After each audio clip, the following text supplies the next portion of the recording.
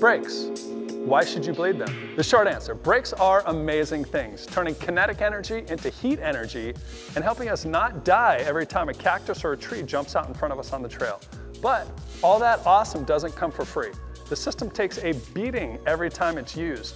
And eventually, shit gets hot, shit gets wet, and the shit gets dirty. You know, it reminds me of that one time with Loose. The fluid can only take so much before it begins to fall apart and you get a soft, spongy pedal and eventually lose your brakes altogether. Replacing the brake fluid is the only way to solve this problem. So grab yourself a quality pressure bleeder and push 100% of that broke-ass old fluid and any trapped air bubbles out of your system on a regular basis. Now, let's get into the weeds. It's too exciting. I know! Let's go deep like a grizzly man monologue. What he said right before he got eaten by the big bear. It's so hard, but I'm so good. Yeah, that was his monologue. Okay. The less short, well, okay, it's the more thorough answer. Skipping all the sciencey stuff about energy and motion, brake fluid is a non-compressible substance that lets you transfer the force you apply to the brake pedal through the system to the force that the calipers apply to the pads and the rotors, slowing your car down. The process generates a bunch of heat, and a lot of that is actually transferred back into the brake components. Now, to withstand all that heat, brake fluid is specifically designed with a higher boiling point than other fluids, like for instance, water. Wait, pause. Did you know you can tell your brake fluid's boiling point by the dot rating? Yeah. Dot 3 has the lowest, then dot 4, and racing versions of dot 5.1 have the highest wet and dry boiling points.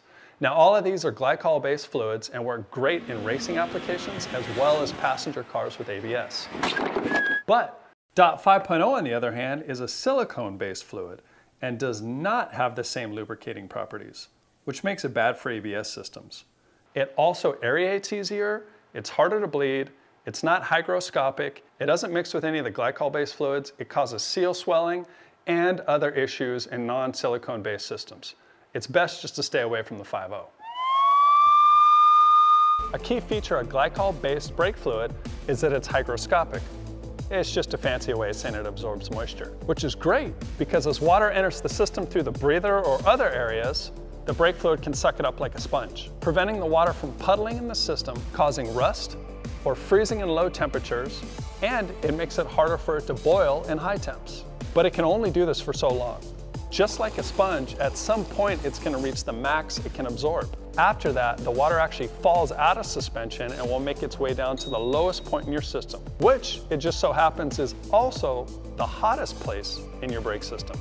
Now, under hard braking, like say in a race situation or coming down a hill in your motorhome with the family, the temperatures in your brakes can rise well past that of boiling water. But with your foot still on the pedal, the pressure in the system keeps the water in the caliper in liquid form. That is, until you release the brake pedal. Then it immediately boils and turns into a gas. Now, did you know that water can expand by a factor of 1,600 when changing from a liquid to a gas? That's like a drop of water expanding to the size of a racquetball. So now when you go to step on the brake pedal a few seconds later, instead of stepping on a firm pedal, you're stepping on this giant ball of gas, preventing the brake fluid from applying full pressure to the brake pads, leaving you with a brake pedal that you gotta pump like you're trying to fill a flat tire to even get it to work. Or in extreme cases, you have no brakes at all. If that wasn't enough, the water doesn't even have to fall out of suspension to cause you problems. Even having it in your system lowers the boiling point of the brake fluid. So your brake fluid itself can betray you, turning into a gas at high temperatures, causing your brakes to fade or fail. But wait, there's more. Air bubbles introduced to the system from changing out a part or not bleeding your brakes right don't have to be heated at all. They're already a gas and ready to cause you to miss that next corner right from the get-go.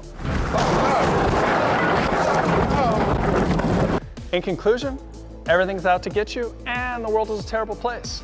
Nah, I'm just kidding. But moisture coupled with the chemical change the fluid experiences from heat, contaminants, and air bubbles will prevent your brakes from working like they should. The best way to combat all of these performance-robbing issues is by replacing your brake fluid on a regular basis with a pressure bleeder. For passenger cars, that's generally every 2 years, and for race cars, that can be as often as every race.